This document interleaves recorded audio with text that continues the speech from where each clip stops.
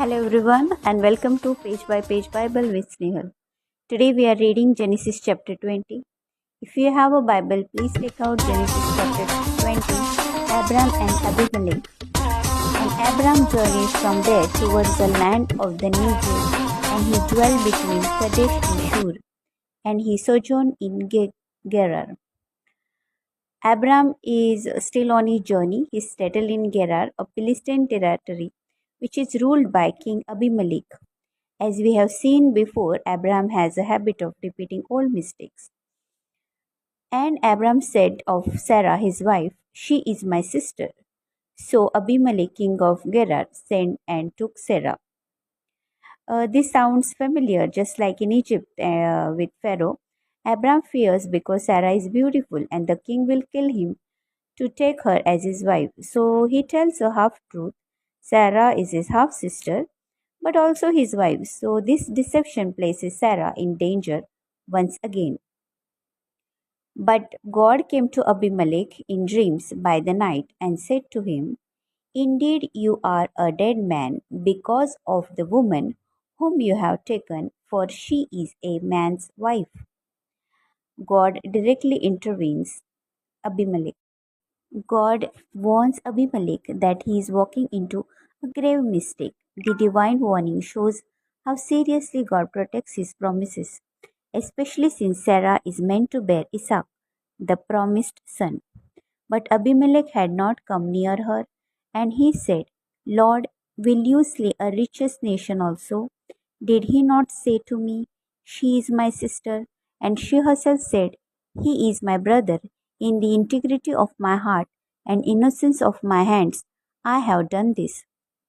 Unlike Pharaoh, who simply cast Abram and Sarah out, Abimelech is arguing before God for his innocence.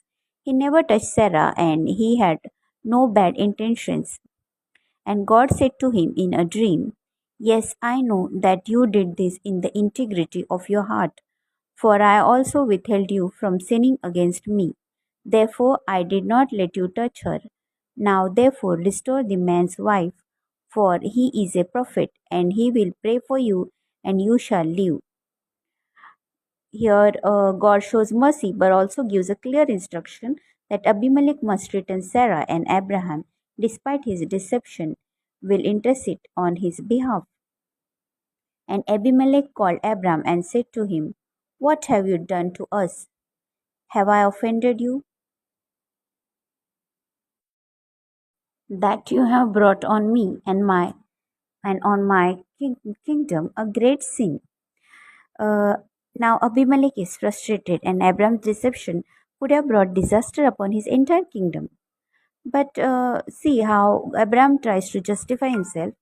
And Abram said, "Because I thought, surely the fear of God is not in this place, and they will kill me on the account of my wife. But indeed, she is truly my sister." Abram assured Abimelech that his people were wicked and have no fear for God. But ironically, they seem more righteous than he was in the moment. This shows that how fear can cloud our judgment and lead us to distrust God's protection. Then Abimelech took sheep, oxen, and male and female servants and gave them to Abram, and he restored Sarah, his wife, to him. Instead of punishing Abram, Abimelech is gracious, even giving him gifts. This echoes how God's plan isn't stopped by human failures. So Abram prayed to God, and God healed Abimelech, his wife, his female servants, and then they bore children. The Lord had closed up all the wombs of the house of Abimelech because of Sarah, Abram's wife. Here we finish with this today's chapter. We have finished reading the chapter 20. This chapter shows Abraham's restoration, despite his flaws, still carries the God's blessing. And his prayer heals Abimelech's household, showing that when we trust God, restoration is possible. Abraham's fear of led him to lie, but God was still faithful.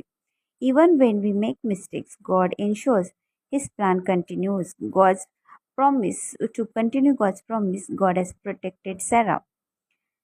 Abraham, though Abimelech had no fear of God, Abraham thought Abimelech has no fear of God, but Abimelech acted more honorably than he did. Abimelech was spared because of his heart, and Abraham was still used by God despite his flaws. How can we trust God more and overcome fear in our own lives? Let's ask for God's mercy and strength, and let's be wise like Abimelech and trust God completely. Join me as we go page by page through the Bible. Here we end today. God bless you all. Tomorrow we will be reading Genesis chapter 21. Thank you so much. Thank you for watching and listening.